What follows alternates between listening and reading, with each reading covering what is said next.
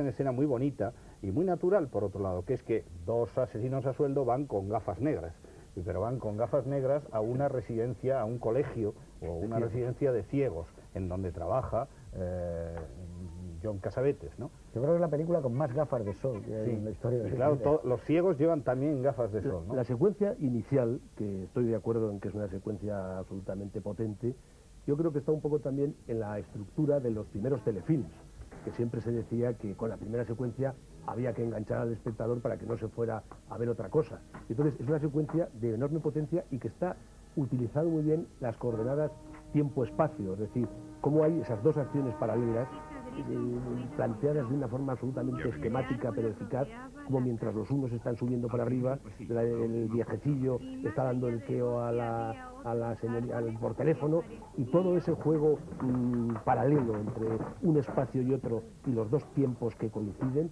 crea una secuencia. Y yo comprendo que eso en una televisión en un momento determinado uno ve esa secuencia y dice, yo me quedo a ver qué pasa aquí detrás. Y no digamos en el cine también, para que en el cine a veces se empieza con más tranquilidad, porque como el espectador lo tienes enganchado y sentado en la butaca, es más difícil de que se te vaya. Pero evidentemente a mí me parece que es un arranque brillante para una película que va a tratar de lo que va a tratar. Es como si Siegel dijera, Hemingway ha contado esta primera secuencia en 9 páginas, yo la cuento en 2. Y en 4 minutos. No se puede contar de una manera más económica y más violenta, ¿no? Porque hay una cosa que hace, claro, al hacer esa escena así, evita toda la secuencia larguísima del bar, restaurante de forajidos, que es la de el bar de la novela, que era con diálogos de Hemingway, con diálogos de Hemingway tal cual, ¿no? Que decía, decía, le mato, y decía el otro, no, déjale, y dice, hoy es tuya de suerte, juega las carreras, con esos diálogos que eran de Hemingway. En esta película, y lo cuenta Donald Siegel, no hay una sola palabra de Hemingway, ni una línea de diálogo. Está claro. Aunque tenga diálogos que lo recuerdan cuando dice, y está muerto, y dice otro completamente, con una historia absoluta, pero no tiene ese tono. Lo que yo sí creo, y ahora sigues que te he interrumpido, es que pone siempre a los personajes como en un mundo extraño. Incluso eso lo refuerza con la cámara. A mí no me gusta mucho cuando la cámara no tiene una posición como la tiene Howard Hawks, por ejemplo, a la altura de los ojos. Aquí cuando van andando por ese pasillo de la escuela, está inclinada, con lo cual crea ya una sensación rara. Y eso ocurre en bastantes momentos que enfatiza. Sí, enfatiza alguna vez también con un gran angular, ¿no? O con un primer plano. A veces en algunas secuencias mete unos primeros planos que rompen en cierto modo la armonía y la enfatizan la narración que está haciendo.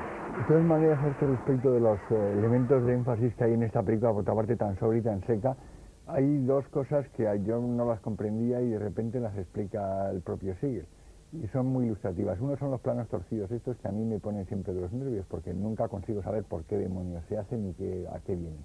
Y luego la otra es el quizá primer ralentí en una escena violenta que hay en el cine americano, y que luego Arthur Penn, 3 años después, y Peckinpah, que además fue varias veces ayudante de Don Siegel y es otro de los influidos por Don Siegel, los han utilizado con profusión.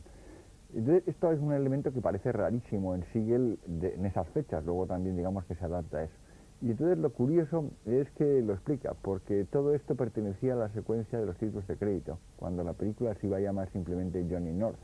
Entonces los planos torcidos, igual que los planos que ha dejado de crédito, iban a tener letreros. Y el plano de ralentí es cuando iba a cambiar el nombre que usaba en el Jerry, no me acuerdo, Nichols, en la ficción, por el de Johnny North, que era el título de la película. Pero como se empeñaron en que tenían los derechos y que había que utilizar como título Ernest Hemingway's The Killers, lo cambiaron todo y lo tuvo que dejar así. Y él mismo comenta, dice, bueno, lo dejé porque funcionaba bastante bien, aunque era algo demasiado obviamente estilizado para mi gusto. O sea que yo creo que esa explicación es bastante coherente, porque la verdad es que normalmente sí, él ha sido un tipo de una desnudez y una sequedad. El otro día cuando hablabas tú de sequedad en el Buscavidas, pues comparada con esta es de un barroquismo absoluto, ¿no? En cambio tiene otro aspecto que lo estábamos citando antes, que es un aspecto Howard Hawks.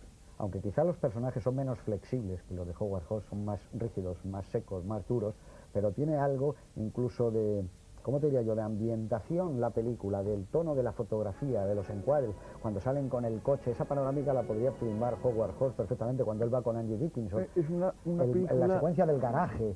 Le pasa una cosa muy curiosa, tiene un color de película de Jerry Lewis y en ese sentido hace muy raro una película negra y en cambio tiene mucho que ver con Peligro de Línea 7000 de Fox y con su juego favorito que es la distorsionada, ¿no? Pero yo creo que de todas maneras ahí el factor, digamos, foxiano es muy ambiguo porque al mismo tiempo tenemos dos asesinos que son dos eficientes asesinos, pero por otra parte son los peores profesionales del mundo porque violan por curiosidad y un poquito de ambición, pero yo creo más por curiosidad que por ambición, la norma fundamental de un asesino a sueldo, que es no intentar saber por qué demonios han matado ni quién estaba detrás de toda esa historia. Que es un giro que a mí me parece revolucionario en el cine negro y que es una idea muy astuta del guionista y de Siegel. Pero que está apuntada en Hemingway, ¿eh?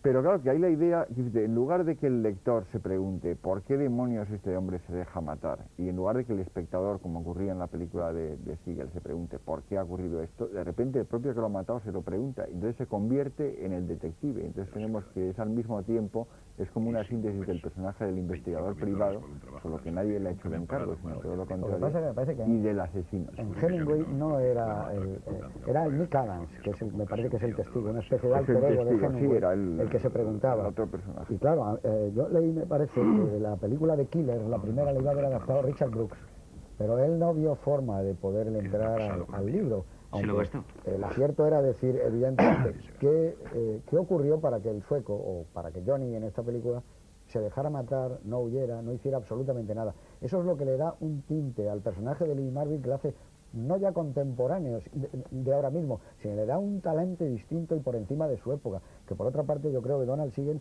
es de los tipos que mejor reflejan la época. O sea, La invasión de los ladrones de cuerpos es una película de los años 50, la miras y está en los años 50. Esta es una película de los 60, pero por colorido, por decorados, recuerda un poco también a Phil Carson, a Roger Corman, pero una película como la que hizo Harry el Sucio son los 70, no tienen nada que ver con la estética, o Fuga de Alcatraz son los años 80. En ese sentido yo creo que él era un autor mucho más preocupado por otras cosas que por ser, como decías tú, o que decían, perdón, un artesano. Hay una definición mucho más bonita de Donald Siegel que decía, es el último independiente de los dependientes. De los que todavía dependen de los estudios, es el último independiente. Y en ese sentido yo creo que él, ¿qué ibas a leer? Ah, que te he visto aquí. No, sí, no, que iba a leer. No, es que tú decías que te parecía que era Nick Adams el que decía eso en el cuento de Hemingway.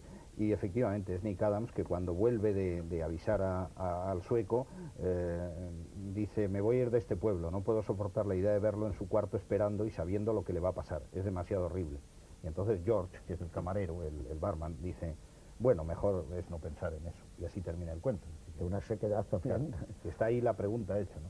Pero en cierto sentido es el narrador el que se lo pregunta y el espectador o el lector el que se hace esa misma pregunta. Entonces yo creo aquí lo que es un giro muy astuto es hacer que sea el propio asesino el que se pregunte esto, y que al principio dice, ahí hay alguien que tiene $1 millón, pero ya hay un momento en que dice, bueno, a lo mejor conseguimos el dinero o no, pero yo quiero saber por qué demonios ocurre esto. Hasta que lo sabe, es que estaba muerto. El elemento de la curiosidad, que por otra parte está muy bien porque es una película que empieza planteando un misterio, o sea, que hay alguien que se deja matar y toda la película se trata de averiguar por qué.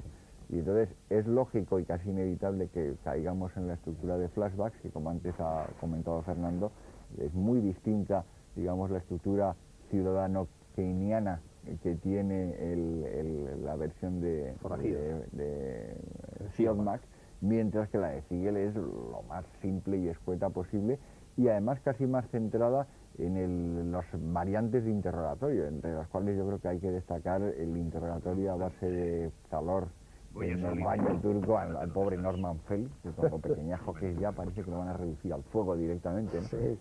Y con el otro interrogatorio también, que para mí es uno de los momentos más salvajes de la película, que es cuando le dice, la tiramos. Y cogen a Angie Dickinson y la suman por ahí por la ventana, que es uno de esos momentos de brutalidad absoluta, y en ese momento no pasa nada, pero la descarga de violencia que hay en ese instante pues da sopas con onda a casi cualquiera de las barbaridades que se pueden ver. La construcción... Tú decías, Antonio, que me ha parecido muy interesante, porque yo lo comparto contigo, que es una película como obsesionada por el tiempo, y lo tiene toda la Sí, sí, película. sí. Podrías desarrollar eso un poco más, porque tiene es que hay una obsesión continua en el tiempo, no ya porque esté contada fragmentariamente, sino el tiempo tiene mucho en la película. Es que además yo creo que Fuerza. la construcción de la película, como lógicamente en todas las películas, no es una cosa casual. Y esta película es así porque de alguna forma Siegel quería que fuese así. Entonces, está contada de una forma para que el enigma que mantiene él se mantenga durante toda la película. Entonces, si se hubiera contado de otra forma, evidentemente el enigma se hubiese o no existido o se hubiese alargado demasiado hasta dejar de interesar o no hubiera habido enigma. Entonces, a mí me gusta mucho cómo está contada la película y cómo están utilizados los flashbacks, los saltos atrás. Los saltos atrás, que hay 3, evidentemente, son todos muy claros